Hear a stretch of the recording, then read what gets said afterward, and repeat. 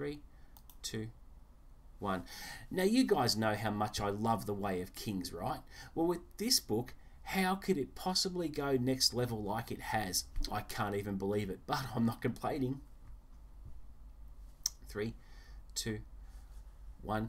What's up, guys, and welcome back to the channel. You're with Chris, and today I'll be bringing to you part 2 of my epic reading vlog for Words of Radiance by Mr. Brandon Sanderson. And let me tell you, things are really ramping up. Even though I've just finished part 2, it's still early on in the book. There are questions that need to be answered, and there are things coming that is going to have my jaw on the floor, I'm predicting. I wish I could go into a lot more detail about what I'm talking about here, because as you know, I only do spoiler-free stuff on the channel. But a book like this, I get excited about it and want to gush. Maybe down the track sometimes I need to do deep dives and spoiler chats for people who have read the book. I don't know, but I have to bite my tongue a lot because there is just so much going on that I can't reveal all the details. I can only be a little bit vague. So where are we? Shallan is getting closer to the Shattered Plains on her journey after she has been through an ordeal early on in the book. She is also confided in a new ally, but things aren't as they seem, and we learn more about what she's capable of as a result of being with this ally. And there is a new Spren character called Patton, which is very intriguing, just as intriguing as Syl was, Kaladin's Spren, when we first met her in The Way of Kings. So I'm really keen to see how he plays a part in the story. Alright, now Kaladin is settling into his new role as the bodyguard for High Prince Dalinar and the King. And, you know, things... his role, he's beginning to settle into his role, but he's beginning to... Okay, Kaladin. 3, 2, 1. Kaladin, meanwhile, is settling in, or trying to settle into his new role as bodyguard to High Prince Dalinar and the King.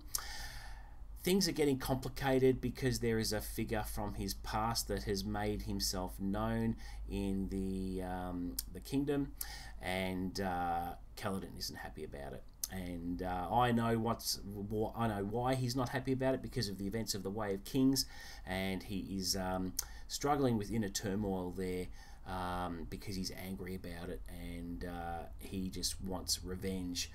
But he can't have it due to the position he is in, which would jeopardize everything. The other thing about Kaladin is we are learning a bit more about his capabilities and what his power is like, if you will. From a certain confrontation, which I will not spoil, it was absolutely thrilling, and it was getting towards the end of part 2 when all these things were happening, both to Shallan and Kaladin, to work on defining them for whatever is in store for them in the future. And it's becoming a fair bit more obvious to me that they are both destined for something, and I think I have an inkling of who or what they're going to be turned into moving forward. Now, the interludes are great. I think they hold a lot of very valuable information, especially from the viewpoint of Alashay, the warband leader of the Parshendi. I think that story arc is very, very interesting in what she's doing. There was a course of action this character was going to take. Can't reveal what that was, but now that character is on a different path after performing an experiment, if you will, which I can't go into, which annoys me. But the interludes, I think, are very, very great. They separate the parts very well. Part 2 wasn't overly long, and you can't help but turning those pages. There are certain occurrences that are becoming clear with what Kaladin and Shallan's ongoing role may be in the story. But yeah, there are impending events coming that I'm excited about, and I'm predicting over these next few days, particularly the weekend when I will have a bit of time to continue reading, I'm going to probably finish the weekend by being about 2/3 of the way in. That's how much I'm enjoying the book. Now, the writing, of course, is stunning. I like how at the start of each part that Brandon Sanderson lists who the viewpoint characters are going to be. It fuels your anticipation, so I really like that aspect of the book.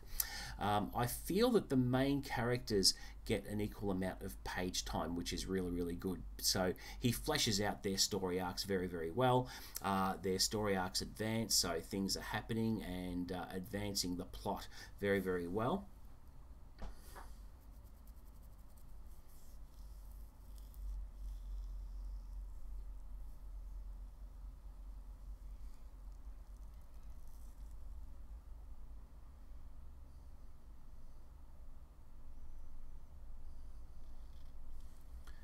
Three, 2, 1.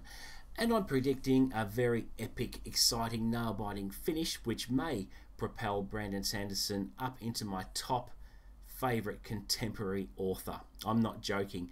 That's how much I'm enjoying his work. Now, Stephen King is my all-time favourite author. There is no doubt about that. Lee Child and Tom Clancy.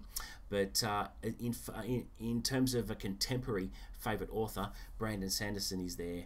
He is there. I'm loving his work. I can't get enough of it. And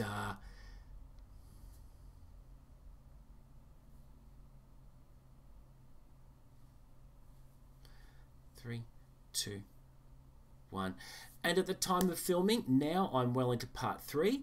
So I'm almost halfway through the book. So I'm tracking very, very well. And as I said in the first video for the vlog, you know, it's a 1,300 page chunker.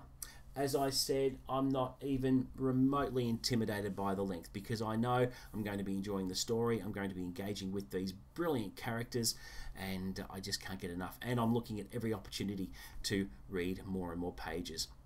It is just fantastic. So I can't wait to share my thoughts with you on part 3. Now part 3 is one of the longer parts. I think it's well over 300 pages. So it will be a few days before I get another video out. I'm predicting to update you all on part 3 hopefully on the weekend. Because I'm predicting I'm going to be spending a lot of time reading over the next few days because I just can't not find out what is going to happen. It's got me hook, line and sinker. I'm engaged in the story, I'm committed, and I just love Brandon Sanderson's writing. He is just fantastic. So there you go, guys. That is it for part 2 of my epic reading vlog. Looking forward to sharing further thoughts with you as time goes on. And yeah, as I said, one day I will do a deep dive. No. Okay, wrap up. 3, 2, 1. So there you go, guys. That is it for my part 2 of my epic reading vlog for Words of Radiance. I'm absolutely loving it. Can't wait to find out what happens. Looking forward to sharing my thoughts with you. There should be a lot to talk about because part 3 is a longer part. And yeah, bring it on, I say. And over the next few days, I will be reading a lot. So hopefully in the next few days I'll bring to you part 3 before moving on to part 4 and 5 and wrapping the whole thing up in a neat little bow for you. But I have enjoyed this format because it does break the book up into digestible parts and I can talk about up-to-date things where I'm at currently rather than reading the whole book and then trying to think and remember about everything for a longer review. I think this format works very, very well. So thank you very much for watching.